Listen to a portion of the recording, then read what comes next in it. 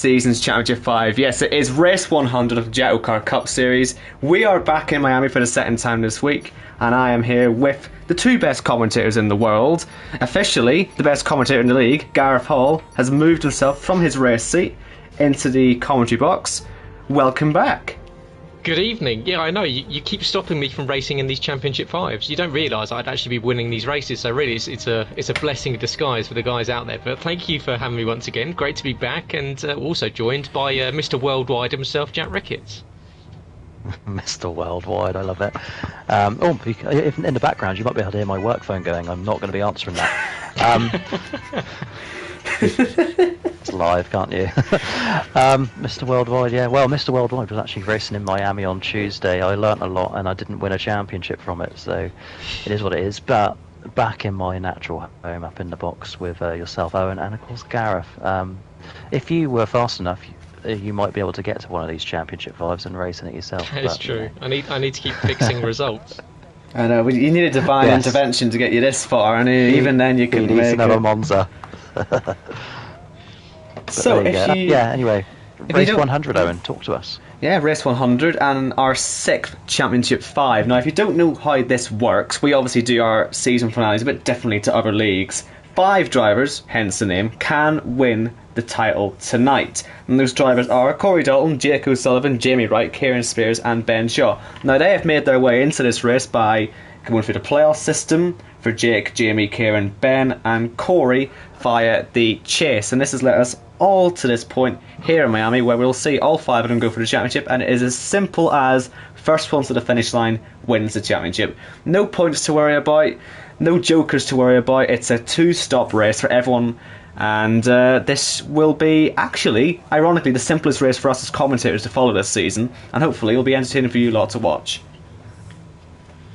Yeah, I think these guys come into it and I think some of them maybe have watched Kia. There's a little bit of trepidation, isn't there? Because they've seen that Kia on Tuesday was pretty much, for the majority of the race, full wet and then intermediates. So I'm going to get the same here, apparently, by the way. It says okay. So what I'll start going through, because don't worry, Owen, I've got plenty of my stats to rattle through this evening, as I'm sure you're delighted about. And we'll start off, in fact, seeing as we're talking about wet weather, as I quickly flick through my now 6 pages of notes to go through. So we've only done 32 laps in the rain all season so far. That's only 6.54% of the season. So these guys, not overly accomplished to racing in the rain. However, 129 laps behind the safety car, 26.38%, which is actually 2.2% more than last season. There you go. I'll give you a sneak teaser of some of them as we start off with. Obviously, that is impressive that you've been able to get those stats in, because you've had to do it twice from Miami this week, so I'm going to look forward to seeing just how obscure the track map facts get. But Jacko, we're getting ready to see our first driver come out in a moment. We are. Sullivan and Lewis. We'll give a rundown of the C5 when we get to them, but very quickly, Gareth, are you being paid? Because it's certainly not coming out of my bank account for all those stats. No, wait, yeah. I am going to send you the invoice, especially after Tuesday and Thursday. Double duty this week, of course. And that's fine. And of course, and also we just have to say, before we see Risky out on circuit, a massive thank you and well done to Ben Shaw for putting together the pre-race build-up, which was absolutely mega. Of course, everyone that came, the likes of course, Jacko organising it all, and of course Owen, Jamie, Kieran, OKK, Ben, all putting it together. And also a big thank you to Yuri for those highlights, which took apparently around about 100 hours to put together. So yeah, really solid build-up, and we do hope you all enjoyed it. I think Yuri ended up with 83 gigs worth of storage on his computer after, I think, just the first 4 seasons. Incredible. But yeah, everyone's efforts greatly appreciated putting that one together. 2 hours worth of build-up. We hope you enjoyed it. I don't know if we'll ever top it, but we'll certainly try and beat it somehow. But anyway, on with the racing. No jokers, as Owen has rightly pointed out. No stage points, and there's no playoff points at all, actually. So the pole position, whoever gets it, it might be risky, you never know. It will be credited to him, but it will not be classed as a playoff point. And this is the run down. I think this bit of track runs down parallel with the I-95, if I'm not mistaken. But Miami, we're very much looking forward to this one. And Risky is the first of 16 drivers out. Owen Wyatt take us for a lap around Miami and the Hard Rock Stadium. 19 turn circuit, one of the most difficult on the calendar, and of course the newest on the F1 game.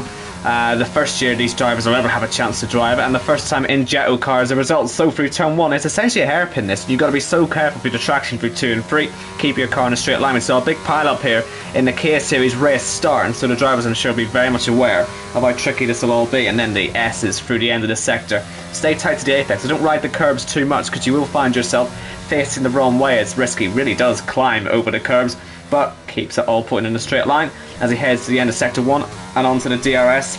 Reminds me a little bit of Saudi Arabia, this section, and we did see in the real life race, even though the race directors didn't like to show us too much of it, plenty of wheel-to-wheel action here, and this is where Yuri's tyre blew up in the Kia Series race to lose him the championship.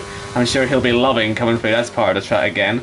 If we see him later on, maybe he'll just abandon that, who knows. But risky through the tightest section of the track and the world's smallest chicane, turns 14 and 15. Now the bravest drivers will be able to fly over those 2 curbs like it's nothing, and perhaps we'll see throughout the race drivers getting more confident there, but there's potential for floor damage there if you get it a bit wrong, so I'll be interested to see how they all make it stick.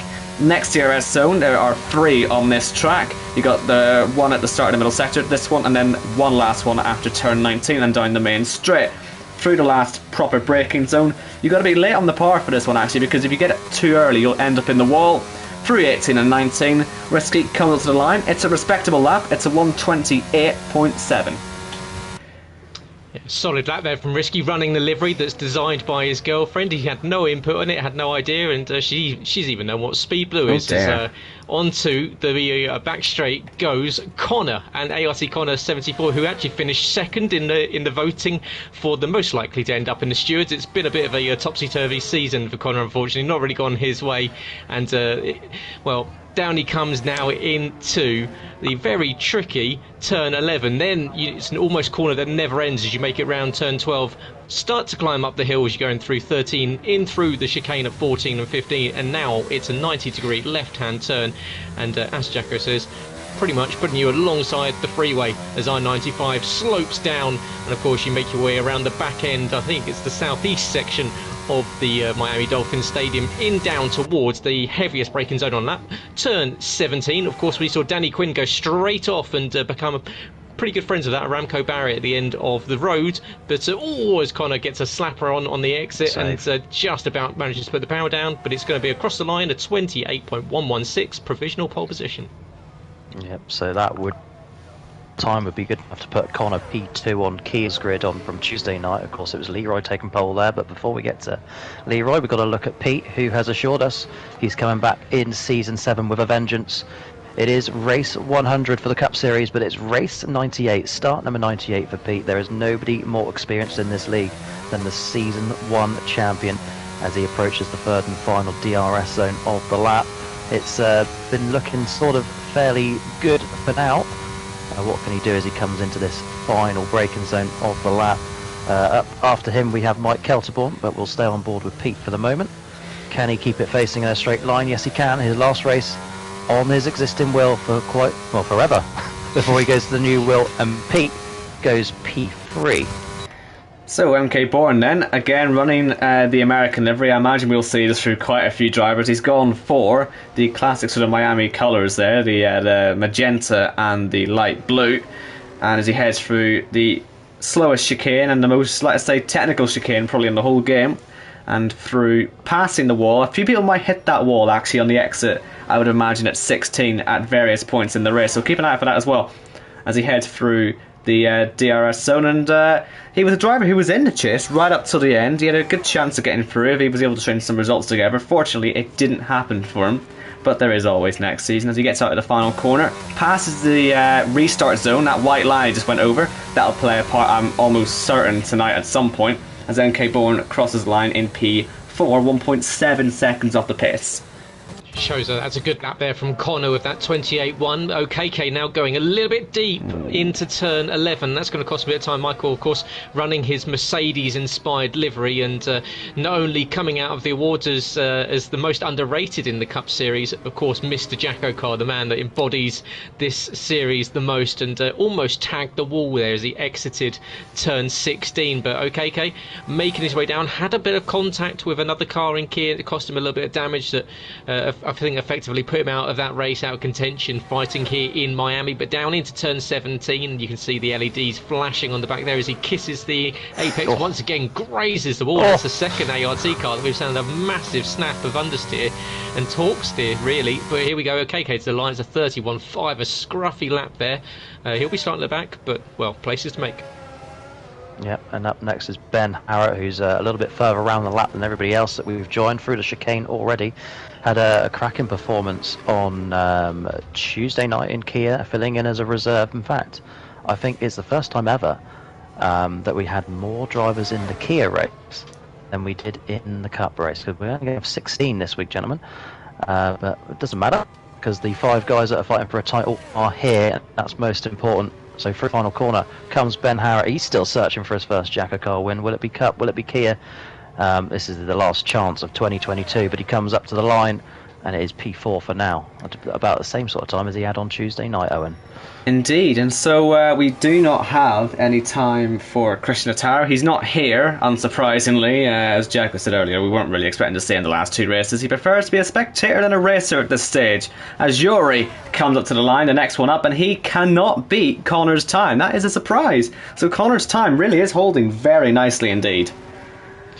And that is a good time for Yuri to put himself currently a provisional P2, but of course we're expecting that. 7 minutes and 42 seconds left to go in the session, and we're about to get Jamie Griffiths starting his flying lap, and Jamie, who's pretty much held the same livery the majority of the season, makes it easy to pick him out. And I was actually talking to some of the speed guys a little bit earlier on. I think that really Jamie Griffiths, or Jamie Numbers as he's affectionately known, really should be up there in the championship. He tends to be up there winning races, picking up podiums, but he just tends to be a little bit inconsistent. We've seen him make mistakes. I mean, we go back to the start of the season, of course, that race in Monaco where him and Jamie Wright effectively were just trading, well, pit stops. I mean, the amount of yellow flags and crashes and front wings they went through was monumental. But Jamie has got all the pace in the world to be fighting at the front, so perhaps next season will be the one for him. He's making his way down now through to the second DRS section and into the braking point at turn 11. And this is where I think we're going to see, if we're having a little bit of weather come through in the race, this is going to be the section that you'll see a couple of decisions that are going to maybe affect the outcome of the race, because this is, you can get an overtake. It's always, once again, getting on the power a little bit too early. But of course you need to shape yourself up for this straight, because you'll get some overtakes done down into turn 17. Now what can Jamie do? He says he's gone in purple in sector 2, but of course you can't trust that, so don't bother even looking at it. Down into the braking zone, speed traps around about here as well, so you'll find out how quick they're going. But well, Jamie kisses the apex very nicely indeed, runs out, uses a little bit of the runoff, and now across the line it looks as though it's going to be about a 27. It's a 28.1. It's 20, a good lap time. Same time as Connor on my screen. That is very close indeed. Does it say the same for you two, or did he go P1 for you two? Yeah. Wow. And of course, Connor would maintain the pole because he set that lap time first, so that's an old Formula 1 rule there. And look at this. As we are now looking at Jordan in different colours. He did actually send me a message here before we lose about his livery and what it... what's it? His livery is for green, and his Demi is his girlfriend. They're apparently the colours of the Vampire Diaries, so that's what Jordan is running for in the final race of the season. By the way, he is no longer retiring. He is coming back for season 10, but we all knew that really, didn't we? Yeah. As he goes P4. No, obviously Gareth isn't racing because he's in the commentary box. He's still been put in the qualifying order though, but that does mean we get to watch that. Yeah. It does mean that we get to watch Leroy, the pole sitter from the Kia Series, the champion of the Kia Series. And we'll get to see him take essentially what will be a victory tour. He's back in his Spiker colours as well, which he took the victory in earlier on this season in Imola on his Joker. One of the most incredible races we've ever seen in JACKOCAR Cup Series in our 100 race history. It was the two Hasselaggers finishing 1-2 Leroy, head and his brother, both on the hards against the rest of the field who were on sauce. It's hard to believe that actually happened, but it led Leroy into the playoffs, and he got so very nearly into this Championship 5, but still a very good improvement this season over what we saw last time round, and of course a champion in Kia, and hoping to end his season on a high, and it looks like it's all going relatively well so far. We know based off of Tuesday that he should be able to make this the fastest time so far, and then obviously it'll be down to, the Championship 5 and Casper, not including Corey, who's obviously got the qualifying ban, to make it happen and get ahead of him. But as he heads through, all looks relatively good. Only a couple more DRS zones to go, only one more braking zone, and tags the wall a little bit actually there, and that was a bit lazy actually from him as he headed through there. Maybe a bit of a lapse of concentration as he heads into the final corner. A nice wide turn in, hit that apex curb and get yourself straightened up on the exit. Nicely done from Leroy. He's got that 128.114 to beat. It'll be close, but he does indeed beat it. The first driver into the 127s. And you're going to join us with Casper.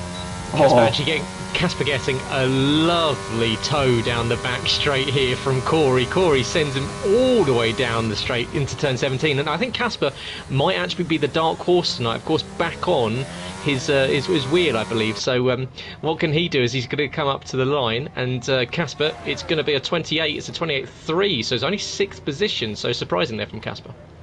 Yeah, Casper, of course, will argue he is a better race driver than he is a qualifier. Of course, Casper actually, with that said, he does have 3 poles in the Cup Series. Corey completing his qualifying ban, so we'll move straight to the first of the Championship 5 drivers that can set a lap, and that is Jake O'Sullivan. We will see more of Corey later on, but of course he will start 16th at absolute best unless somebody gets themselves disqualified, and you don't put a lot of money on any of the remaining 4. Let's say the best 4 it has been statistically over this season. I cannot believe Jake's just done to that. make a mistake like that, and that's exactly what's happened. Jake, Owen Wyatt. Jake, who has taken the red off his car, just like he did in the Championship 5 race last season. Well, this could be the last day that he is the reigning Cup Series champion. If he keeps that up, he will be starting with Corey at the back of the field. That is remarkable stuff. As we move on to Jamie Wright. And Jamie, who comes into this one, of course, a 2-time champion, and as Jacko usually likes to say, he likes those even numbers, and, well, is that going to be fate tonight? He has a best result of first 3 of them back in Abu Dhabi, Spa and the USA. Worst result at DNF, at Mexico and at Saudi Arabia. His average qualifying is only 7.6, so 7th position is his average qualifying result, so which is surprising because his average race result is 5th. So 13 seconds of penalties, 58 pit stops he's made all season. He's completed 89.5% of all the laps this season. 3 poles without any fastest laps, however. 7 top 5s, 6 top 3s, and this is a big stat for him, it's a plus 32 from places started to places finished. So over the season he's made a net 32 positions from qualifying into the race. So even if his qualifying's not up to scratch, we usually see him at the top end of the field. And what do we see now as he has that DRS wide open, sending it down to turn 17? It's a really important braking zone for Jamie to get it right, because he's aiming for that 27.956, and that's Leroy in the 27 for the 2nd time this week already. But what can we see? In through the final corner comes the 2-time champion Jamie Wright. It's going to be a 27.2. Wow, 0.7 of a second faster than Leroy. Oh, the benchmark then. He was not far away from completing his lap. The stats aren't quite as good for Kieran, but he was P2 overall in the buff, so in fact coming into this on better form than your 2-time champion Jamie Wright. Kieran Spears then to the line. What's it going to be? It's 28.4. He's down in the 8 in the middle of the pack. Owen Wyatt, 1 to go. It's Iceman. Yes, our back-to-back regular season champion. He has been in the Championship 5 a few times before in the past, but he's never quite been able to make it happen on Championship Day. He's got the gold on the car. He wants to have a fully gold next season. I would have thought if he can make this one work tonight. A stunning livery once again. From the man who put together the whole Championship 5 pre-race show, it would be a shame really to see him get no reward for that. But let's see if he can make it all work as he heads through the technical early stages of the final sector, and then he has a lot of time to think about this final braking zone. He'll know at this point if he's on course to get anywhere near Jamie's time. Unfortunately, we'll never really be able to get the impression because the game never tells us on the map or anything, so it's up to us to guess. But based on what we've seen in Iceman's career, we know he's got a relatively good chance of being right up there at the front. As it stands, Jamie Wright is on pole position. He is our two-time champion. What's Iceman got to say about that? Across the line he comes. It's not enough. And Jamie Wright is on pole position, and he's on course for a third JACKOCAR Cup Series Championship. But of course, we have a lot of racing to do. But that is qualifying, and Jamie on pole. That's a big margin there from Jamie as well. 0.4 of a second faster. So really, really quick in the dry. What's he going to be able to do in the wet? And also, Kia Series champion Leroy Hasselager, third position. He'll be very happy with that. And also, I believe, probably one of the best qualifying results for Connor, up in 5th place as well. So Jacko's not here anymore. Hopefully Jacko's still in our party. Jacko? Can you hear me? I can just hear about. you. Yeah. Okay. Keep talking. Don't worry about me. Come back to us. But yeah, so I mean, if you look at this, Owen, this is this is actually very interesting. You've got 2 of the Championship 5 in first and second, locking out the front row. You've got 2 of the Championship 5 locking out the back row, 15th and 16th in Jake and Corey. And right in the middle of the sandwich, you've got Kieran sitting there in 9th position. So, I mean, what on earth are we going to see in this race? Because the top 2 are going to want to scamper away. Kieran is going to be caught right in the middle of it. And potentially, if we have rain at the start, well, think about all that spray that Jake and Corey are going to have to deal with. Well, indeed, they'll have a lot to deal with, assuming, of course, the lobby still works after Jacko's left, as sometimes the game tends to mess about with us, but hopefully all works out well. Here is the grid. Jamie from Iceman, 2 of our Championship 5, then Leroy, the Kia Series champion, Jamie numbers, Connor with probably his best qualifying of the season, a superb P5, Yori in 6th, Jordan 7th, Casper 8th, Kieran, the third of the Championship 5 in 9th, and then Risky, Pete, Ben, NK Born, OKK, and then Jake and Corey, the last 2 of the Championship 5. Remember, of course, in Saudi Arabia last season when Jake won the championship, he fell right to the back of the grid on lap 1 with an accident. So, he should be okay still, because we've seen him come back from it before. We saw earlier on in the season in Canada where he started right at the back and was very much in the fight for the win with Corey, in fact. So Jake is a driver you can always rely on to be there when it matters, and so right at the back, him and Corey, who's won races from the back of the grid before as well, still very much in this. Yeah, very much so. And don't worry, Mr. Ricketts, we'll get you back in as soon as possible. But thank you so much. I was going to say, don't worry about me. Go on without me. I've done my bit. We've got to race 100. That's it. That's true. You can retire happy now. Although we're going to retire and go back and watch the Kia Series race and enjoy that one. Because of course, if you can do by going and checking it out on YouTube, we've got a little bit of blue sky. So a bit of Great Clyde as well. They're up there in the distance. But I think that's actually going to help if you're Jamie, because if he's 0.4 a lap faster than Iceman, then he's going to want to break away and make a gap at the start, want to get out of DRS detection, because DRS around here very, very strong, 3 zones for it as well. So if you're Jamie, you want to really scamper away and get out of any sort of attack threat from Ben, because we know that, well, whilst Ben said one of the last thing he said to the team speed guys is like, well, effectively, I want to do this on my own. So he wants to go for the championship without any help whatsoever. So he's not like me. He's not willing to lose all his dignity just to win a race. He wants to go out there and win it for himself. And well, yeah, like we said, the rain might come in. Are we expecting it to come at the start? Are we expecting it to come at the end? These guys will all be thinking about strategy, because that is going to play a massive part. We saw it play a massive part on Tuesday evening. And will we see added to the current 903 pit stops that have been made by all drivers throughout the season? And here's and that's a baby stat there, the 903 pit stops. Here's the better stat. If we average out that your average pit stop is 22 seconds, as it usually is, that means that the entire drivers with the 903 pit stops have spent a collective 33 minutes and 6 seconds in the pit lane throughout the season. Is that it? So, yeah, I know. I thought it'd be way more than that. But, yeah, and we've actually...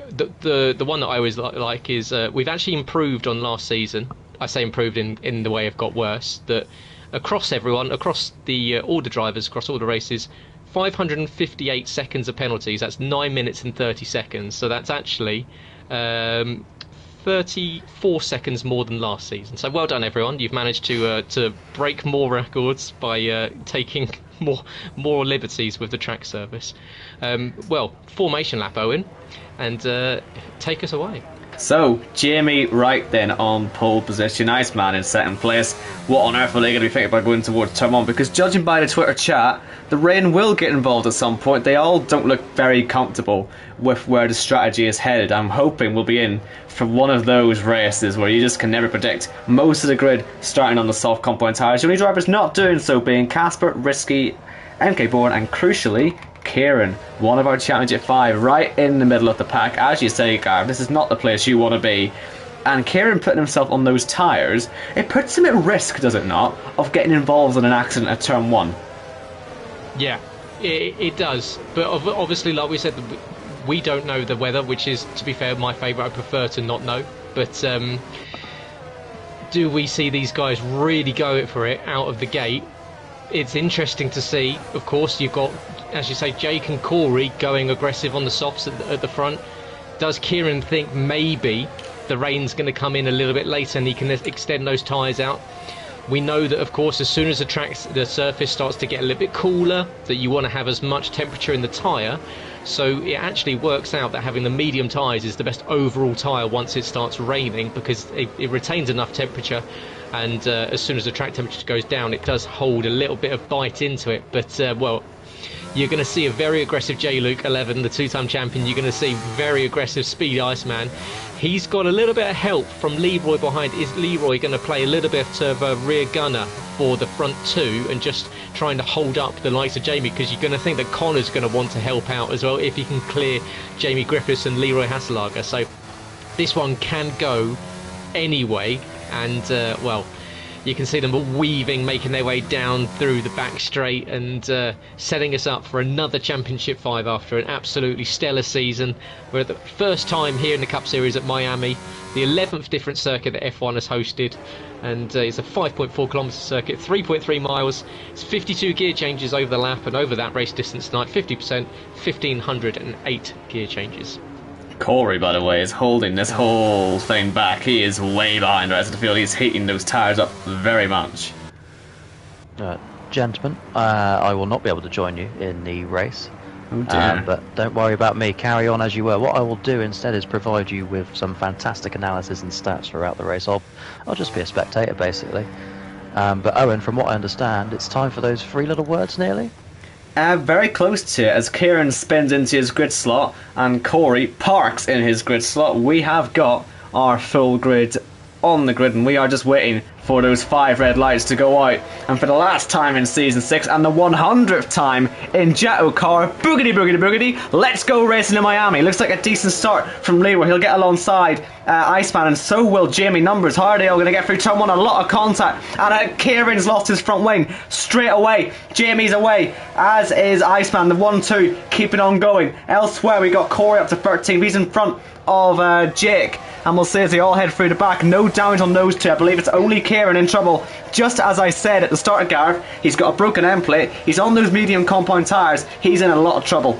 Yeah, big time. And Corey is doing an absolutely masterful job at the moment, just tiptoeing his way around the pack. He's now up to 12th position. He's just got around Casper with absolute ease as they went into turn 8, and he's now following the back of Connor. And as you say, Kieran without that front wing, and well, Corey's not going to know anything about Kieran's front wing until he gets to the breaking point, when Kieran is inevitably going to go sailing Jake's off. going through. Sorry to interrupt. Jake's going through on Corey here. He's making the advantage on this first lap, and they're all going to get boxed in because of Kieran's troubles. And so can Jake get through that gap? It's Connor as well, I believe, in front. He's also got a broken front wing, so Jake's got to be so careful as Kieran has to cut the chicane. And Jake up into 11th, that will become at the very least 10th. And will we see drivers into the pits in this first lap? We see it so often in the Cup Series, but with changeable conditions potentially coming in later on, will they want to get their managers out of the way early, or will they save it for when the rain comes? Let's see. Jamie Wright is into the pits, I believe, as is Iceman, as is Jamie Numbers. Most of the field is coming in. Yori stays out, Risky stays out, Ben, Jordan into the pits. So we see a few stay out, but most of the pack will pit. The problem with this, of course, is that you'll see plenty of stacking, because when you have most of the field in, particularly with Jake and Corey at the back, surely one of those two might end up getting called out. And indeed, Jake's being called out. Look, he's having to stack. Corey isn't, so he'll be able to get in front by default, and he'll get in front of Kieran as well because of his front wing change. So this is a very good start to the race if you are Corey. Yeah, big time, because as you say, Corey gets a free pit stop there over everyone else. Kieran, not only did he have a front wing change, but also he had that pause as the animation reset, really, so he's now down at the back of the grid. Casper onto hard tyres, so he's clearly thinking he's going to go long, and well, he's just let Kieran go immediately, so good on Casper there, just to let Kieran chase on after Connor now. Side by side for the lead, by the way. We've still got that fight going on. You've got Yori, where he lost the lead last time we were here on Tuesday with his puncture. No issues this time, but Risky getting punchy. We've seen him fighting before this season, I believe in Bahrain, and he's up at the front again this time, although of course the pit stops will have to come eventually. Only the top 5 didn't stop on that first lap, and Jamie Wright, on those new softs, he'll be looking to sort of sprint down the road properly quickly, I would have thought. He's already out of the potential DRS threat, and so far that three-peat is looking very much in his hands. It is, because Jamie Griffiths is all over the back of Ben Shaw at the moment. He's using a little bit of battery, but I think by the looks of it, Ben is burning a little bit more to defend, as Risky fastest lap is immediately beaten by Pete with a 32 flat into turn 17. Oh, Jamie Griffiths just misses the rear diffuser of Ben Shaw. Second stop for Jamie, wow. He's getting out completely out of the way. So what tyre is he going to go on to? Because this will tell us a lot about what the conditions are going to do later on. If it's a hard compound tyre, then we might not get rain till later on, but if it's anything other than that, then we'll see rain sooner. But it will be the hard compound tyre, and Jamie has set himself up to go to the end. And I tell you what, with 2 cars in the back of Iceman, this is a very good time to be getting out of the way of all this, because Iceman's going to have to deal with all this DRS pain on lap 3. Yeah, and Leroy's around. Leroy spins on the exit at turn 7, and he's going to try and turn it around before anyone comes past, because there's a whole heap of cars about to come around. He was really trying to attack the back of Jamie Griffiths to try and put himself in between Jamie and Ben, but unfortunately just got it wrong. He's now come out just in front of OKK and his brother Yuri, who's on a brand new set of medium tyres. Kieran back in P12 as well, as Risky already picked up 3 seconds at the front on lap 3, so that's a very early 3-second time warning for him.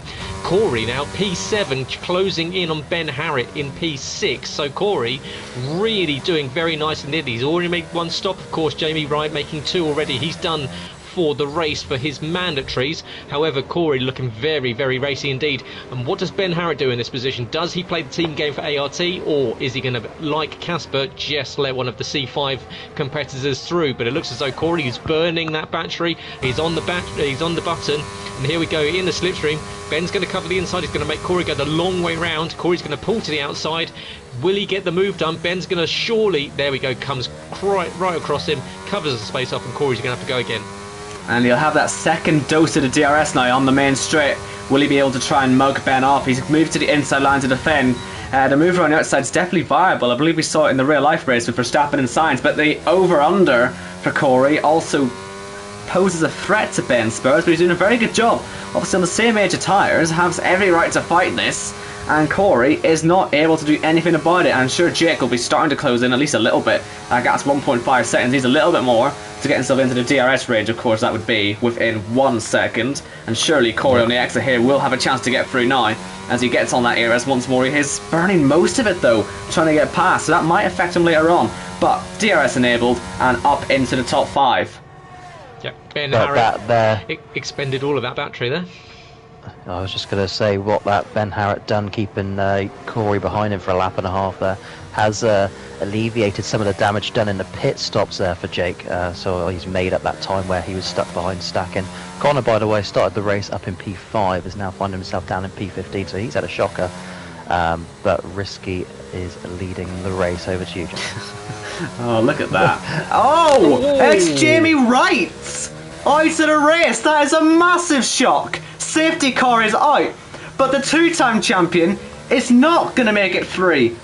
And he's gone at turn 13's entry. Strange Is, place to crash. do you know what that is? That could be the hard compound tyres just not gripping up. He's only been on them for 2 laps. Not even. But Jamie Wright, out of the race, he was looking so comfortable. Now, I'm sure, Jacko, you'll be able to check if Risky's first pit stop there was legal. But the pit stop is legal. Risky is taking a mandatory. Yep. So that has worked out for him. He's into, well, a net third position. Who has finished their strategies then? And I believe everyone from Jordan down had done so. And so I guess them into play. And, well, this race now has Iceman in the lead, Corey 5th, Jake 6th. Those three will be thrilled about the retirement of Jamie. All, obviously with respect, but you know where I'm coming from.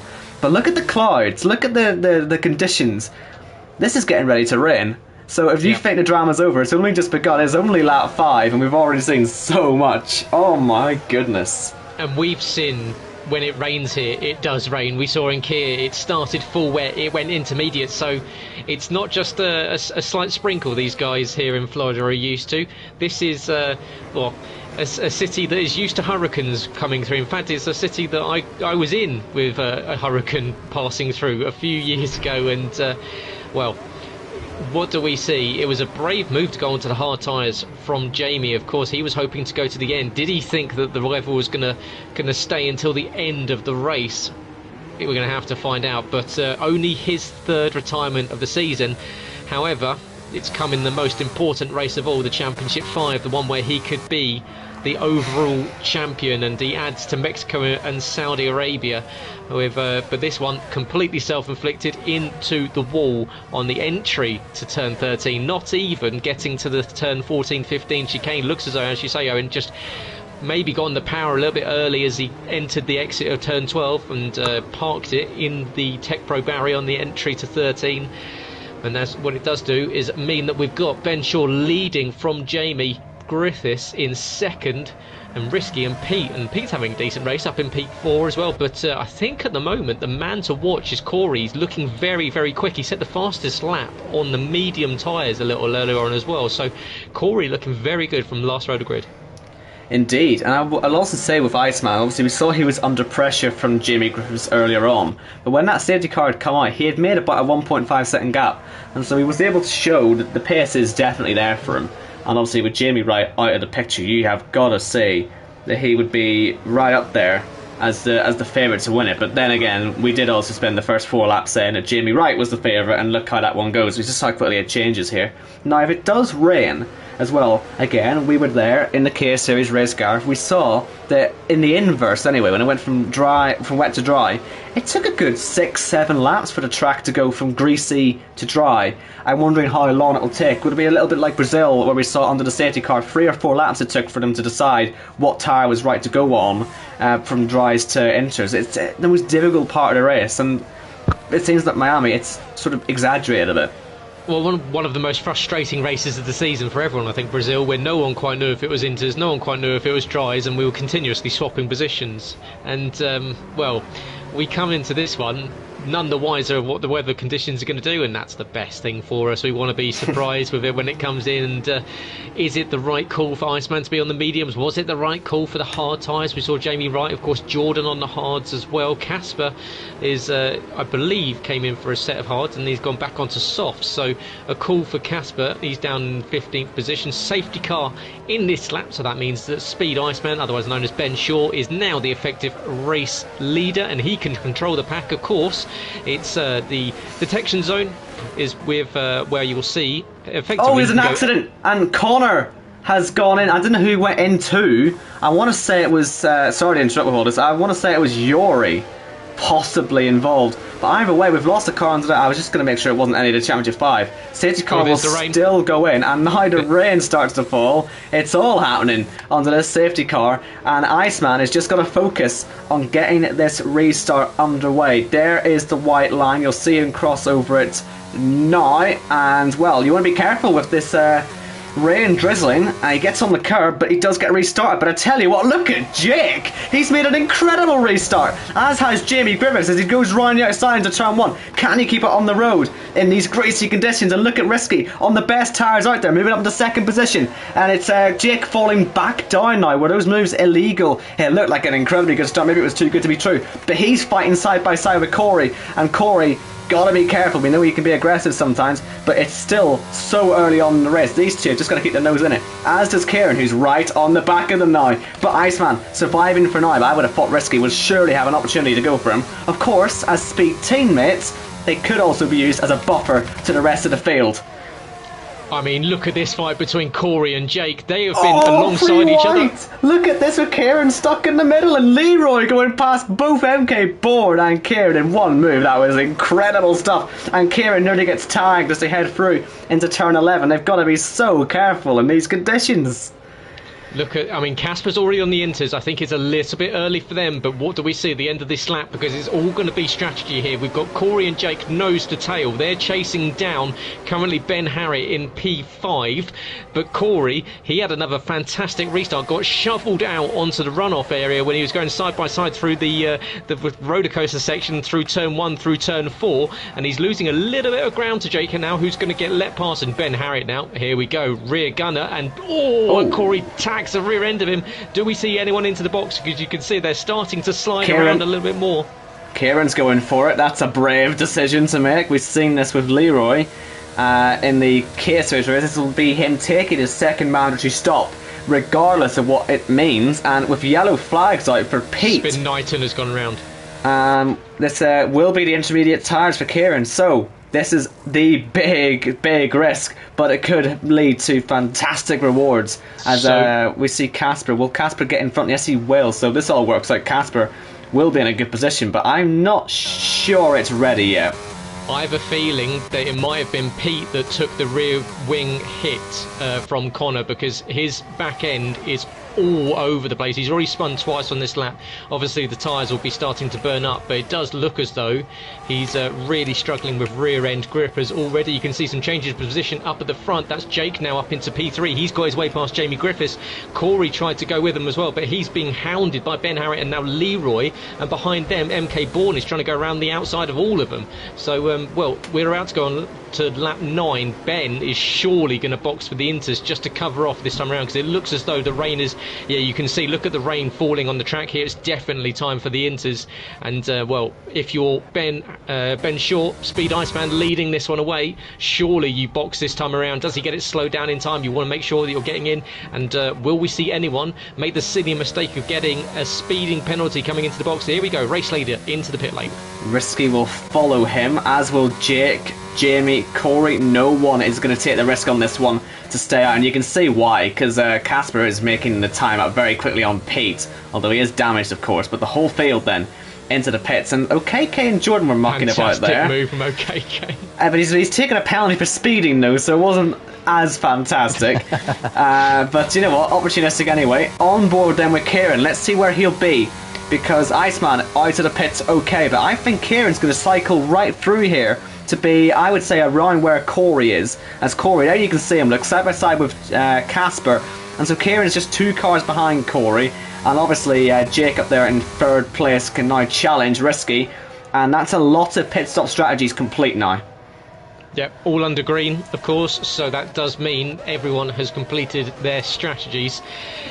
Well, 9 laps, only 9 laps done, but look at that rain coming down. You can see the spots falling on the track surface. Will it start to get heavier? Is it just due to the intermediate conditions? Will we see that dreaded full wet, extreme wet conditions that we've seen in several races previously? But Corey now sitting 1.1 seconds behind Jamie Wright, and behind, well, I say behind, Jake now really fighting with Risky. He hit him. He hit Risky. And you got to be careful when you're coming through like that. You don't pick up a little bit of front wing damage. Now, these drivers are going to have to do 21 laps on the intermediate tyres, assuming this will be them to the end. We saw, with a few safety car laps included, 21 laps be all you can get out of the intermediate tyres. Yuri's went on the 22nd lap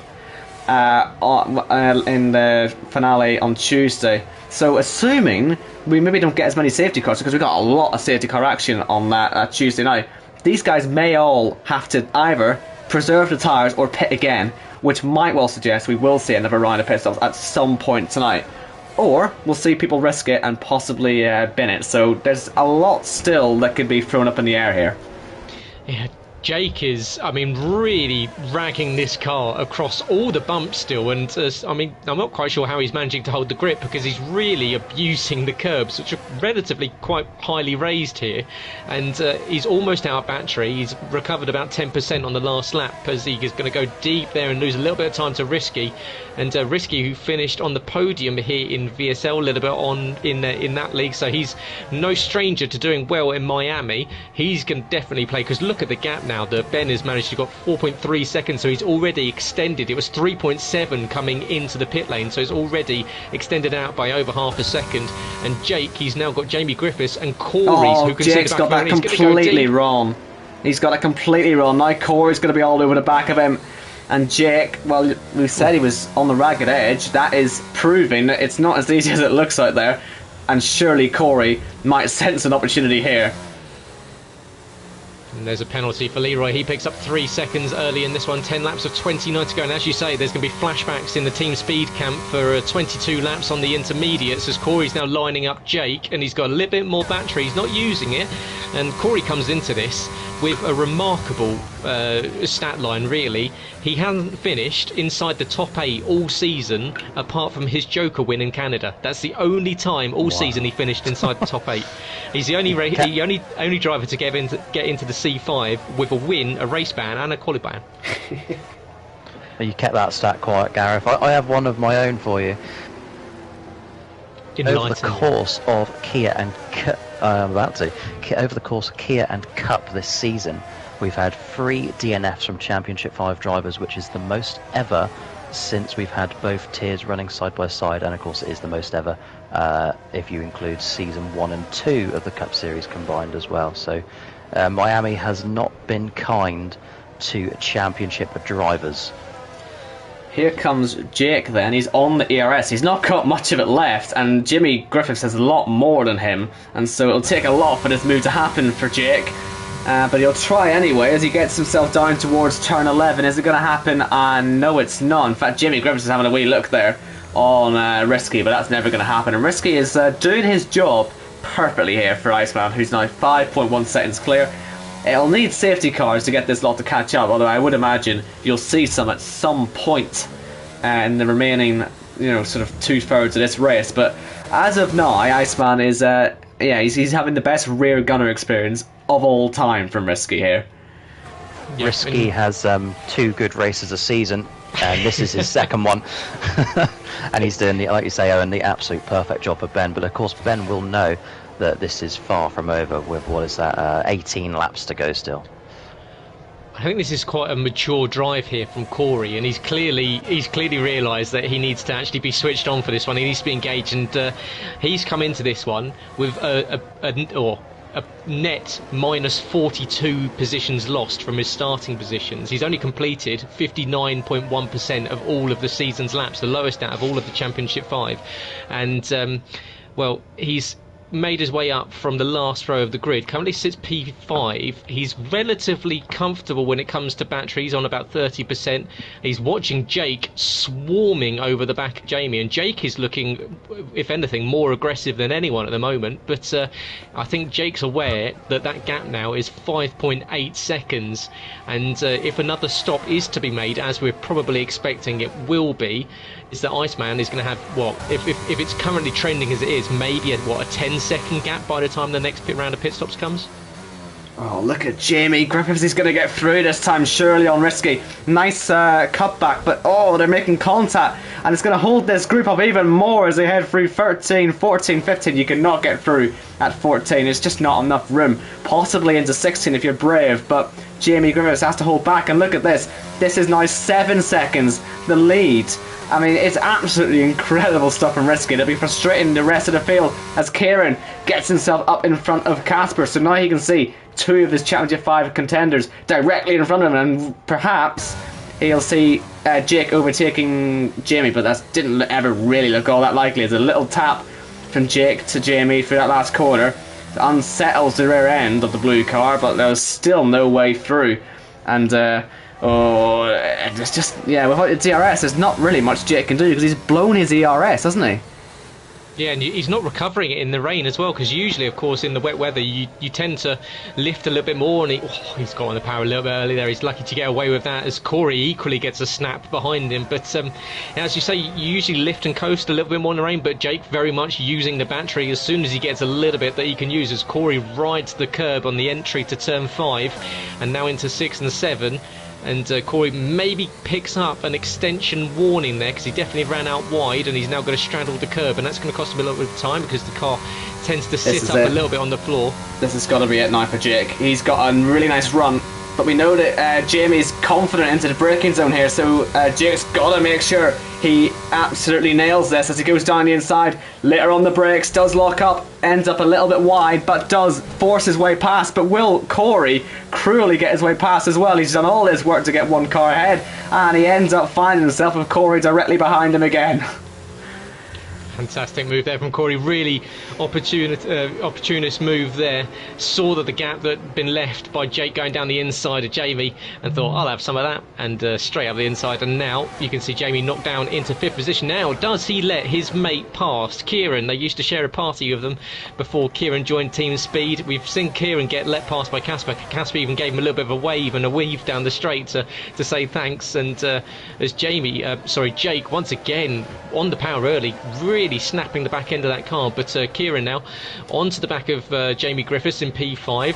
Lap 14 of 29, so we're almost halfway through. We've got a yellow flag out, and that, I believe, is for KK that's gone around. Has he recovered it? Yes, he has. So just a brief local yellow there. At the back, you've got Pete and Jordan a little bit of the while off due to a couple of spins, but right at the front of this one, once again, Kieran, look at that, 0.2 of a second now behind Jamie Griffiths. But Jamie, we've already seen, is quite happy to fight the Championship 5 protagonists. And he's good at it as well. Apart from the last lap, he has been really good at attacking that braking zone into turn 11, and so Kieran will know he'll have a slightly tricky task on his own, but he has had a good exit, actually, hasn't he, out of turn 8. So let's see as he heads through the twisty, what would be DRS section, but of course in the rain you've got to rely on your ERS and your braking abilities, as Corey as well has a look around the outside of Jake. I'd be surprised if Jake lets that one happen, unless there's a cutback on the exit. We'll see as Jake actually does go off the track a little bit. There could be a warning in there, but will Corey risk this one on the inside? He decides to back off. Kieran wasn't able to get by Jamie either, so it all remains the same as Risky continues to slow this pack right down. Risky is doing an absolutely perfect job if you're Speed Iceman, sitting now at 8.6 seconds. So this is going to give Ben effectively a free pit stop as and when he decides to make it. And surely you've got to think these guys will be coming in maybe around the lap 17 mark to come in and swap for a new set of intermediates. We've already seen what happens if you try and extend these inters too long. But do we see, however, if Ben does come in, will we see a likes of a Kieran or a Corey or a Jake decide to take the Yuri route and stay out and see if they can get those tyres to last the rest of the race? It might have just been luck of the draw when it happened to Yuri. Sometimes we see it, a tyre can go at 70%, it can go at 95%. So maybe they can stretch it to the end, but I'd be surprised if they all could manage it. But hey, you just never know. The problem is, of course, we're staying green this whole time, which does mean that the tyres are under full stress for a lot longer than they were with Yuri's, because as Jacko would know, since he was involved in one of the incidents, the safety cars happen and it helps you save the tyre life. My tyres were quite good on Tuesday night. They weren't really a problem, I'll have you know. I was hitting too many people. I think I had 2 incidents in the end. You kept on having brand new ones, that's why. yeah. I had a lovely new front wing towards the end as well. But you know what? After all that, I still ended up P3 after a season where I didn't deserve to be P3 at all. But here we go. I'm watching about 7 seconds behind you guys. I see Jake O'Sullivan is surrounding the back of Risky, but he's still, I mean, that gap's nearly 10 seconds now. Yeah, it's an incredible drive, isn't it, from Risky? Which is odd to say that the comfortably slowest driver on the track is having a great day, but it's just, it's in the context of what it means for the championship. As we see Kieran overtaking Jamie, that looked an easy enough move for him. And now, here comes Corey on the back of Jake. Oh, this will be a risky move on the outside in towards turn 17. He's going to try it, but there's absolutely no room being left there. And he'll try and get the exit, but there's just nowhere free. And actually, Jamie Griffiths gets himself back in front of Kieran. So those two are going to keep fighting away. But Kieran, he surely wins out on this fight. But they're still going for it. And the better overspeed actually does have Jamie Griffiths doing his best to stay in front. But Kieran, on the brakes into turn 1, finally gets it done. For now, because look at the exit that Jamie Griffiths is having. He is definitely making life difficult for these guys. But I would say Kieran is through this time. Yeah, it looks as though Kieran's got that one done. So we've now got 4 of the remaining Championship 5 hopefuls in the top 5 positions. Only Risky, and I imagine you'll be hearing from Risky's lawyer after saying he's comfortably the slowest on the grid.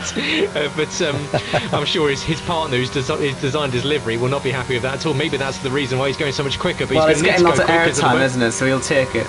Well, Jake's going to go down the inside here. Here we go, on 0% battery, and Risky squeezes him to the inside, but surely Jake's got the line this time, and finally it's going to get the move done. Risky's going to try and stay with it. Oh, that's so close, and he's going to just get away with that one. But, well, he did get put off track, so he did have to come back on track, but obviously Corey wasn't quite able to counter that. Did you see that? Did you see Risky just ignored the second part of that chicane? He's straight into the ERS. I sense a dive bomb coming in here. If he has got any chance, he will throw this back up the inside. He already tried it when he got overtaken first time round. It would need a dive bomb and a half, though, to do this to Jake. I don't think he's able to. But Risky, he's done his absolute best, and, well, he's just going to have to hope that's enough. As it stands, it'll be enough. But obviously a lot can still happen in this race, as Jamie Griffiths and Kieran Spears are still fighting side by side. This is a terrific scrap, but it's costing Kieran dear in this championship. As he head down towards turn 1, Kieran on the brakes once again will just throw himself in front and hope it's enough. But this time Jamie Griffiths will keep his nose in there, and this is going to invite the likes of Leroy and Casper into this fight as well. They've just been waiting in the wings for this sort of thing to happen, and I'm sure Kieran's begging for Leroy to try and get through, but nothing is doing at the moment. And so Kieran, he just wants to catch up. Yeah, Kieran and Casper's tyres are older than everyone else's. Wide went off the track, Risky, and so Corey, he took the advantage there, but he's already lost 1.5 seconds to Jake. That's just how much Risky was holding the pack up. There's your best representation of that so far. So it's Championship 5 in the 1, 2, 3, and then obviously in 5th as well. Well, looking at as Risky now, he's tried to save a little bit of battery on that last lap. He's now up to 14%. He was basically expending it every single lap, holding them back. Jake, 11.4 seconds. He'd managed to take a little bit of time out of Ben, however he's lost himself. Oh, as Risky's going to once again decide to ignore that chicane, and clearly doesn't like turning into the left. He preferred to go right, but onto the back straight down towards turn 17. Risky's still sitting in the tracks of the likes of Corey, and we haven't really noticed about the fact that second down to 8th is split by about 2.5 seconds at the moment. As we can see all the way back, Kieran is now broken free of Jamie Griffiths, and he'll be absolutely elated with that, because Jamie's been the bane in the side of every single of them. Into the box, however, comes Jake O'Sullivan. So he will take then a second stop. He doesn't think the tyres will get to the end of the race. That could be a championship winning move. You just never know. Still waiting for another safety car as well. Those could happen at any moment. So that's it. That's the only sort of risk of taking a pit stop like that. But I suppose covered his bases. And I'm wondering if Risky will end up moving over for Kieran if he gets close enough, because obviously both speed drivers. I'm sure Risky would rather see Kieran try and get off after Corey, because at the very least... Oh, Jake! No need to do that, and you'll not get that penalty removed either for crossing the white line, as Kieran does get himself in front of Risky. I'm sure that was a yield where I was watching Jake for that brief moment. But Jake, 5-second time penalty. He would have to take another pit stop to have that removed, or stick it out to the end of the race. I would almost say that's a championship ender, that sort of penalty. We've seen it before in the Cup Series.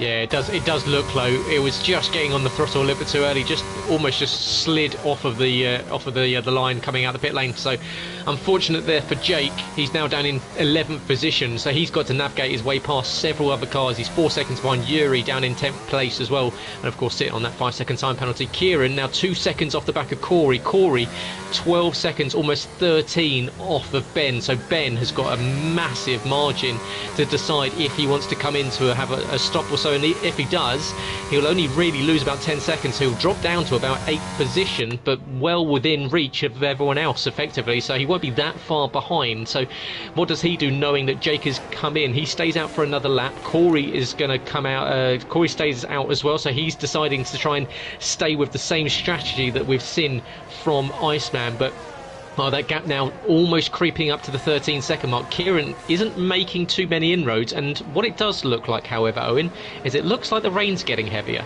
It does look a little bit heavier, but I think it'll take a lot to necessitate a switch to the full wet tyres. Maybe that's why Jake pitted. He's expecting there to be a later pit stop in the race, but he doesn't want to make it for wet. He'll take it now and have healthy inters for the rest of the race and be in a bit of clean air for now, and watch everyone else squirm for wets. Because we saw with you actually back in Italy when you changed tyres when the rain sort of changed. It's not an instant switch, is it, like we have from wet to dry? Wets to inters and inters to wets, it takes ages.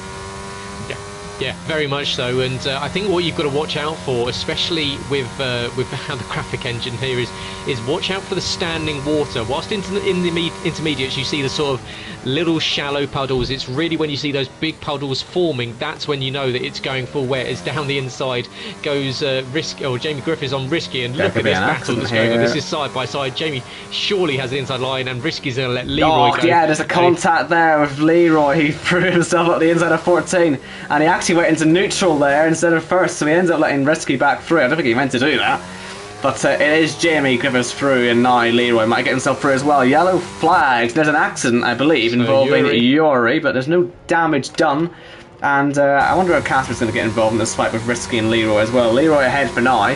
Casper sees a gap on the outside. He's going to try and nip in there. Nicely done, but can he get himself right around the outside? No, he slowed down too much and stays in 7th place. Risky really getting himself involved with everyone at the moment, so Risky for Championship 5 next season, clearly, as he's fighting up right at the front of this one. He's really only dropped down a couple of positions. Oh, he's off. Way off. This is getting more tricky, this isn't it, the conditions? I think, yeah, I mean, if like I said, if you start to look at the puddles forming offline, they're starting to get bigger, which does suggest that we may be look at the grip from Risky. He's absolutely all over the place. And I'd say that we're not far off from potentially someone risking it on a set of the full extreme tyres, because whilst it still does look intermediate, it's still looking that sort of slick rather than full wet, but well, do we see someone brave it and think about maybe taking that risk? And of course, probably not a Championship 5 contender, but maybe someone down towards the back end, a speed driver like Yuri or Pete, as Ben Harriet gets past Mike Kelterborn for P8. But, well, do we see someone decide that they're going to go brave and bold and perhaps change the strategy up and put a little idea in the thoughts of Iceman and Corey? They'll try and wait as long as possible, because I imagine they'd be still sitting here under the impression that there'll be another safety car, and they can maybe try and take advantage of that if it comes, because this is a situation where actually I'd be staying on the intermediates as long as I possibly can. As Iceman, I think he'll just keep driving on path. I don't see any reason actually to pit. For now, anyway, as Yuri picks up a penalty, but I don't know, maybe we'll see someone risk it, but I just don't think it's worth the risk as of now, because you'll maybe make a second or two a lap, but you've got to make a whole pit stop back, and in 9 laps, as Corey nearly sticks it in the wall, you can, you just got to stay calm on these inters and know that, losing 10 seconds to set up new tyres is much better than losing 30 seconds by actually taking the pit stop. Yeah, big time. As into the box comes Risky, so what's it going to be? Will he take the risk, or is it a brand new set of intermediates? As the 2 ART drivers of MK Bourne and Ben Harriet are most likely MK Bourne's let Jake through. Will Ben Spurs let him through onto a set of, is that the extremes? Wets. It is. New front wing as well. Extreme tyres, and that may be a reason why we saw Risky going off. I'd imagine that's a collection of slight love taps he's given some of the rivals he's had, but this is interesting. I mean, look at the standing water water on the main straight. That's full. There's puddles everywhere. This is definitely coming into that full wet target range of coming in and changing those tyres. So we're going to have to watch Risky's progress on this outlap. Is he going to be able to drive away from the intermediates? Risky and Pete Knighton are on the full wets. They will both, I'm sure, be feeding the information back to Iceman and Kieran. And this will be them being the guinea pigs for those two, I would have thought, more than actually for their own race. As Risky waltzes off the track, actually, on his first attempt. And you can see KK is quite quickly catching up to the back of him, actually. Although, of course, those full wets will be a little bit cold still. They don't need to heat up as much as a dry tyre, but they'll still be a tricky one to drive for the first sort of half a lap, as Jake now is on 8 seconds of penalties, so this really is starting to fall apart for him, unfortunately. The reigning champion needs a bit of a miracle if he wants to make it 2 championships in a row, and he's not really in a position to take advantage of it either. Even if he were to jump the likes of Iceman and stuff, I don't know. The interest may not be the tyre right at the end. Kieran is now going to make a pit stop, so he's been given perhaps the information from Risky and Pete that yes, it is time to go for the full wet tyres, and this will be trying to jump himself up in front of Corey, I would imagine, if it works out as well as he'd hope. Yep, full wet tyres, 85 litres of water shifted per second with every rotation here with these tyres, and well, Kieran's going to go out there and, as you say, hope to potentially jump Corey up into P2. Ben, of course, he's lost about 0.8 of a second, clearly just, as Kieran's going to get squeezed by MK Bourne as he came out there. That was a bit naughty. Look at the grip he's got though. But he's going to sail around the outside. Mike's going to squeeze him to the wall, and that was a bit naughty from Mike, but he gets the move done. And Mike's trying to stay with it, and he's going to tag him. And Mike, what are you doing? There was no way you can put a nose in there. Kieran gets away with it. I'm sure he would have been hot under collar as Mike Helterborn manages to somehow keep Kieran from going off. But well, that's Kieran in P8, but watch that time come down now, because he's now 1.2 seconds behind Ben Spurs. Does he get that down, maybe down to around about the 8th mark, because it's going to be braking zones. Okay, and a little bit of a lazy tap on the wall on the bendy flat out section. Can't really call it a straight if he's managed to hit the wall, then can you? But he certainly looks like he has way more grip than the intermediate runner. Perhaps the fight with NK Bourne will stop him from being able to challenge Corey. Of course, he wasn't exactly massively close to him, but he wasn't miles away either. It depends on where they pit though, because Iceman has kept going. He's the only driver out there who probably can get away with it though, because he's so far ahead anyway. Corey, I believe, is going to also stick with it, and Kieran, on the run to the last braking zone down at 17, will he try and get this one done on Ben Harrett? He should have easily enough grip, and in fact, who's that in front of him? Is that Jake? As Kieran nearly gets put into the wall there. I think Ben Harrett's trying to pit, and it's going to cost Kieran a lot here. He doesn't pit in the end because there's nowhere to get through. But Kieran's having the world's most stressful lap, and finally has a little bit of clear air. I'm amazed he's still running, frankly, because the amount of little contacts he's had on that lap is enough for a whole season's worth of accidents, but he's kept himself going. Yeah, I'm not quite sure what Ben Harrett's plan was there, because if he was planning on pitting, he was on the wrong side of the car. He should have taken the outside line and invited Kieran to the inside. But Kieran now right on the back of Jake. Oh. We got a yellow flag out for KK. Hasn't hit the wall. Hasn't hit the wall, so no safety car for that one. But Kieran, I mean, do you know what? A couple more laps at this pace without Iceman pitting, and if he were to pit, he'd end up being in that position to get jumped. Because Kieran has got to be a good couple of seconds quicker and faster. He has to be faster, surely. I'm looking at Iceman coming out of turn 16, and the back end was all over the shop. This is surely full wet conditions. He's losing. He's lost a second and a half to Corey. He's now down to 10.8. So Ben is really starting to struggle on these intermediates. So has Kieran called it to perfection? You can see, look at the standing water on the hairpin. Surely he's going to have to box this time around. He's going. He's still going. Stays out. He's not going to try and get to the flag, is he? He's going to use that gap. Well, look at the gap that he's got between. See if Kieran stays, or Kieran's obviously going to go to the end on these tyres. But Kieran's got to make up 28 seconds in the next 5.5 laps. So how quick are the full wets in comparison to the intermediates? Ben is going to try and tiptoe his way around. Corey's doing the same. Corey is sticking to exactly the same game plan. Corey is absolutely soaring at the wheel into some of these corners. Look at this. He's barely on the throttle. Listen to this. Kieran's 4 seconds a lot quicker than Corey. Didn't quite catch Iceman's time, but based on that, Kieran would probably get up to second, but not quite up to Iceman. But that is, of course, assuming that Iceman doesn't get even slower with every lap. We're nearly at the point where Kieran would jump and get himself into the lead. So Kieran right now is putting himself in that position where he could steal this championship, because Iceman pits, he loses out. Iceman stays out, he loses out. And think about it like this. Sorry, Jacko, we've seen Yuri obviously pick up the puncture, and that's without all of the sliding. Yeah. So Ben and Corey are sliding around on those tyres. They are running them slick right now. Yeah, and the other thing to think about as well, Ben is in this position where if he does pit, it'll encourage Corey to stay out, and then for Corey to try and steal a championship should he be able to keep the Inters on the road. But Kieran, like you say, guys, is absolutely flying. That gap down, on my screen at least, is about 13 seconds now between second and fourth, with 6 to go. He's taken 6 seconds, 6.5 seconds out of Ben in the last lap and a half. Right, let's see Ben's time as he crosses the line, because I think he's committed to this now. He's got to keep going on track.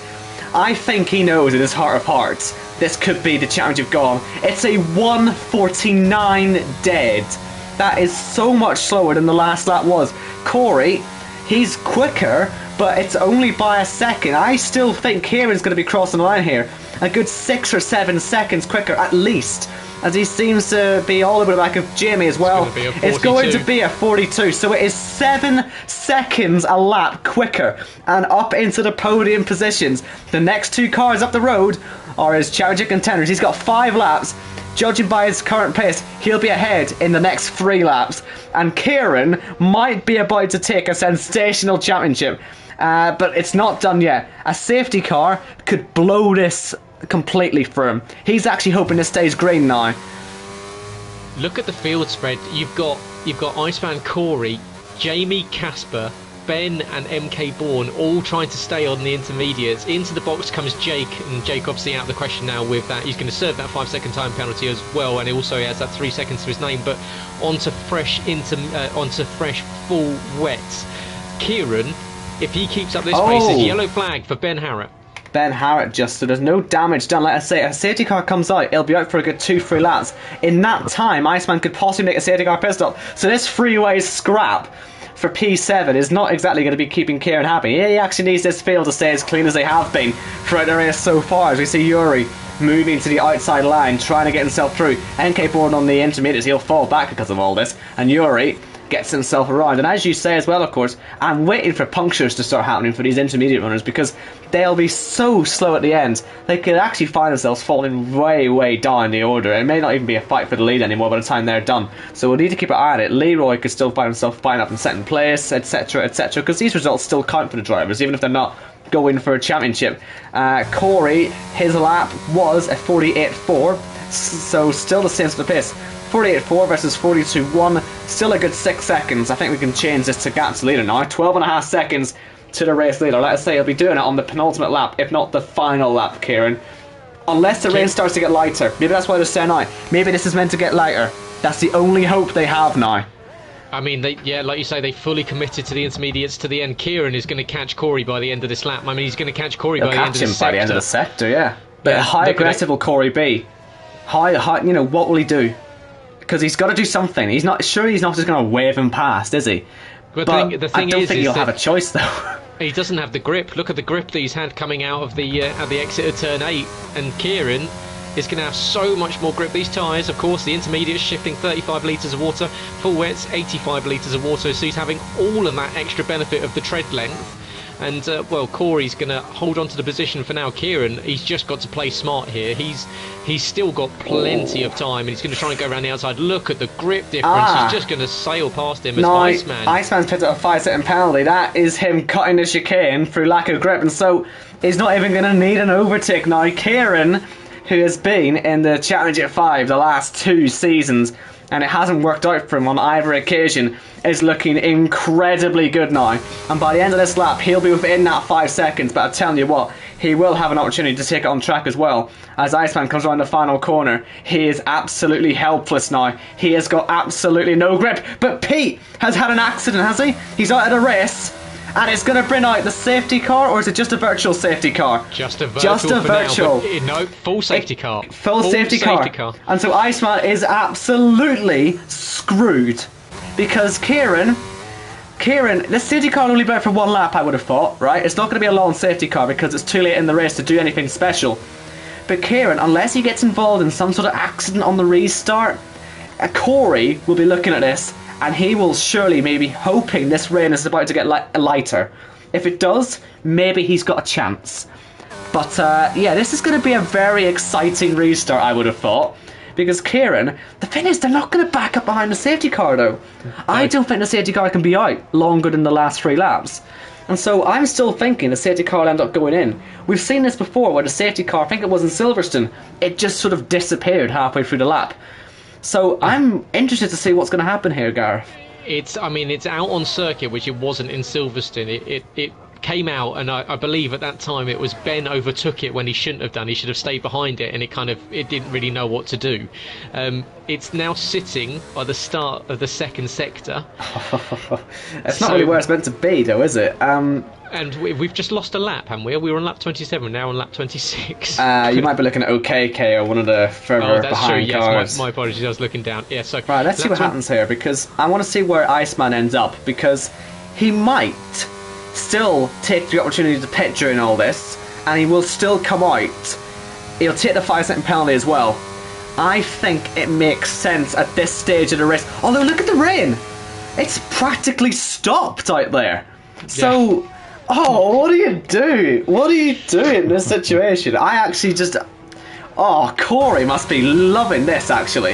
If Iceman doesn't pit, which he won't, all Corey has to do is keep these tyres alive. Could Corey nick this championship? I was not expecting the rain to go down like this, but I suggested it could be a possibility. There's only 2 drivers still out there on intermediates, which I'd say is the right time, but Corey is going to take the opportunity to make a pit stop. He's assuming the game is going to let them pack up here, which I'm not entirely sure is guaranteed. But intermediates, will be in at the end of next lap. It has to be. Yeah. It needs to do 2 full racing laps, so the safety car will be in at the end of this lap. Corey is surely. Who's going to overtake him though? Because Yuri might well get him as well. This will be tight. Corey's going to have to put his foot down here on the exit, but not do what Jake did and get the penalty. As they head round, Corey is putting himself in an incredible position, and Kieran is going to have to survive a final lap on these wet tyres on a definitely intermediate track. I'm getting flashbacks to what happened in real life where we had a last lap decider between 2 drivers, one of which on new tyres, the other one on the complete wrong set. Except this time, no race fixing's been involved, because it's a speed driver crashing out, which is going to cost a speed driver the championship as it stands. Well, I've got written down here, I actually wrote down rivalries that people have had throughout the season, and Corey Dalton, number 69, rivalries, Jake O'Sullivan, no factor, Jake's down in P8. Team Speed. Now let's look at the drivers around Corey currently. Speed Iceman, Speed Kieran, Leroy Haslager, Speed Yuri, Speed Risky. So Corey is currently sitting in the middle of effectively a team meeting. Now what's going to happen? Because he's on brand new inters and he needs, as you say, to absolutely go for it. Safety car in this lap, and this is going to really, Corey's going to catch it, and behind it, Risky's going to catch it. So only the Team Speed guys are probably going to catch the safety car. So, Corey will make it in time, and he'll have had a chance to heat those tyres up. But it is that situation where Iceman has a 5-second time penalty. He has to make a 5-second lead. It's over who? And he's got to remember this safety car restart line and everything that goes around that. So what does he do? I imagine once he gets to this restart line, he's going to have to just floor it and hope. Kieran is going to have to look behind him, essentially, and make sure he doesn't get done here by Corey. But as we get to the restart line, you can see he's waiting and he's away. So, Iceman, with just 1 lap to go in race 100, in season 6 is leading, but here comes Kieran up the inside. He's going to get himself through into the race lead. Oh, Iceman off the rope, but he's going to come back on and force Kieran off. And this is going to get properly elbows out now as Corey's down to 6th.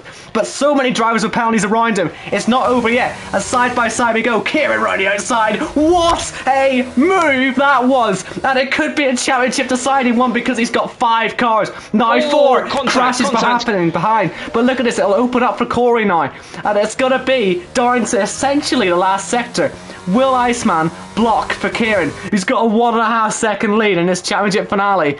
It's going to require every piece of skill that Corey possesses to make this happen now. As he heads through, no DRS on a restart, of course. And even in the wet, it wouldn't matter anyway. Yellow flags ahead for OKK, and look at that. Leroy doing his best to send Corey off the road. But at the minute, he's not making the move on Iceman, which he needs to do. Round near outside into 14, that'll be a risky one, but down the inside, it could work. And he's going to make contact, and across the grass, or across the chicane, goes Iceman. And do you know what this is doing? This is absolutely working out incredibly well for Kieran, who's only got one more braking zone to go, and he was on the wrong tyre for the restart, but he's already waving across. He's already starting to celebrate. What happens behind doesn't really matter anymore. He was in the last 2 championship 5s and it never worked out for him, but as he comes round the final 2 corners now, Kieran is going to see the checkered flag. He is going to be the winner of race 100, but more importantly, the season 6 JACKOCAR Cup Series champion with a last lap overtake. Absolutely incredible. What a race. Championship 5, JACKOCAR always delivers. Kieran, who would have thought halfway through that race when we had Iceman with that, 13-second lead? We thought he's going to stroll to the flag. Well, Kieran takes the win by 3.7 seconds. Iceman finishes actually the lowest of all the Championship 5 runners that didn't retire. Down in 7th position behind Jake, who manages to recover to P6. Yuri somehow finishes on the podium. I mean, at the restart, I'm not sure if you caught it, but Risky made a move on 2 cars, Yuri and Corey, and managed to hold the position. We know on the last lap you can get your elbows out a little bit more. Yuri somehow saw him coming. Risky got the move done. Corey then got tangled up with both the Hasselagers and with Risky. And what did that do? That allowed Kieran to make the breakaway, and effectively Iceman came across the line and comes home in what now 4th position in the Championship 5. Corey will be gutted with that. What a race he had though, from the back of the grid. But your champion for this season, Speed Kieran. Anything to add, Jacko? Well, he's speechless. We've got Jacko speechless. That's a rare occurrence, isn't it? First time since Season 2 Cup Series that we've had a Cup Series decided not on a penalty. First Cup Series Championship 5 without a penalty. And I can't believe that it's the safety car set us up for a single flying lap where any one of those 3 drivers could have won. We never saw it coming. I was sat here watching, most of the race in silence, in awe. And what a strategy call from Kieran to pull that off at the end. He's getting it taken away from that. Yeah, that's a goal right for that. Corey's our champion then in season 6. No, Corey's got it as well. He gets it taken off. Right, okay. It's Jake. Congratulations, Jake. two times in a row. But what a strategy call. We questioned it at the time, but it's the fact that no one else wanted to respond, and it's because I kept saying the likelihood of the safety car popping up meant you could just take the stop during then. Of course, they also knew the rain was going to decrease. So actually, if the safety car did come out, there was a good chance Iceman would have been able to pull away in the end. But it's just the luck of the draw. For the second time, it's Pete having an accident, which has caused the championship to sort of swap at the end, because he did it in Kota as well. But it's meant the man who started 9th place on the grid, Kieran, who crashed at turn 1, very similarly to what we saw with Jake last season. He comes through in the end, a last lap overtake to win the Season 6 Championship and race 100, of course. Corey in 2nd, Yuri 3rd, good podium for him, a good recovery after what happened on Tuesday. Jimmy Griffiths in 4th, Leroy 5th, our other champion this season. Jake in 6th, Ben Shaw in 7th, Casper 8th, Jordan 9th, Ben Spurs 10th, MK Bourne, Risky, and then our retirements, Pete, Connor, Jamie, who crashed so much earlier on in the race. How must he have felt watching all that go down? And OKK, who got disqualified, I assume for doing donuts. We weren't watching his though. I was watching Risky's, unfortunately. But that's well, it's a championship, but I also feel I might have upset my flat. But do you know what? I did tell them this was going to happen, so they can deal with it. But what a way to end a championship! Well, Yeah, I mean, there's not much else we can add to that race. I mean, it was full of everything we wanted. We go dry to wet to even more wet to not so wet, and well, we had a charge from the back of the grid. We had a potential champion losing and crashing out very early on. We had a leader leading by almost 15 seconds and somehow finishing outside the top 6. Oh, JACKOCAR's got everything, hasn't it? And who thinks that what? Just shy of 2 months to go until season 7 kicks off in Shanghai. who wants to wait until February? I've got holidays to go on in between then and now. But Ben, a stat to end the season, he led 24 of 29 laps, and I said it in Ben's favour in Portugal last season. You can lead as many laps as you like, but it's the last one that you've got to lead, and that's exactly what Kieran Spears did this evening. Yeah, and actually just to add to those, as you say, with the stats, Ben comes in with the best average quali result of 3.1, best average race result 3.7, most top fives, most top threes, 2 fastest laps. He's finished the most amount of laps than almost anyone. I think he's 94.8%, so almost 95% of all race laps this season. And as you say, it's the last one that lets him down. Just a few laps left to go, and well, who's thinking that first 5-second time penalty? If he will be seeing that flash up in his eyes as he closes them tonight, and that's twice this week. We've got 2 people that will be absolutely devastated with leading a race by quite a considerable margin, with perhaps having late race errors. So. Wow, what a season we've had, Owen. Indeed, what a season! But what a way to end both championships. I mean, you couldn't have written it without it being just straight up race fixing. Both championship 5s would be decided by wet races with overtakes on the final lap for both championships. It's exactly though why we watch this league. It's exactly why we've been here for 100 races in the Cup Series, because it's the most unpredictable, most competitive league we're out there, really. And we see pretty much anything can happen, and it always does. And it feels a bit weird then, going into Season 7, where we're going to have to start 101. Going to be a long way to race 200. It'll be on the 2nd of February, so we will have a decent wee Christmas break. And, well, yeah, Shanghai, the location of the first Championship 5, and the drivers will be returning there to, yeah, start Season 7, and I, for one, need the break because it's absolutely exhausting doing this. But I think... Owen, before you go on that break, don't forget next week there is an all-star race as well, which I think you two need to commentate, because some of us, one out of the 3 of us, already has a championship in this league. So I'm racing that, and that's Singapore. So hopefully both of you can make that. Well, I suppose I have to. No, I don't. Yeah. Sorry. Yeah, oh well, my Christmas starts a bit late then, as does Gareth's, so I suppose then you'll see us next week, which is bit less exciting than saying we'll see you in February, but we can just save that to next week then. So that is us then. Cut that bit out. Cut that bit out, yeah, cut that out at the edit. Yeah. No one has to hear that bit. Oh, we've already spent far too much money on that already. Speaking of which, I'm sure you'll end up seeing a blooper reel at some point for the Championship 5 pre-show. Again, big thanks to Ben Shaw for putting that all together. It was a great day out doing all that, and there's a lot of fun stuff that you didn't actually end up seeing, so I hope that'll go out at some point soon. Obviously all 3 of us were in it, and various other drivers, and it's a good thing that we had Kieran in there as well, giving us a wee interview, because I was saying at the time it would have been a bit awkward if one of the guys who weren't there ended up winning the championship. So all's worked out nicely, and I really have rambled on for too long now. It is way past everyone's bedtime, and I would like to thank you all very much for watching this season. Thank you, Gareth and Jacko, for being here throughout. Sorry I missed the first 3 races. That hopefully won't happen again.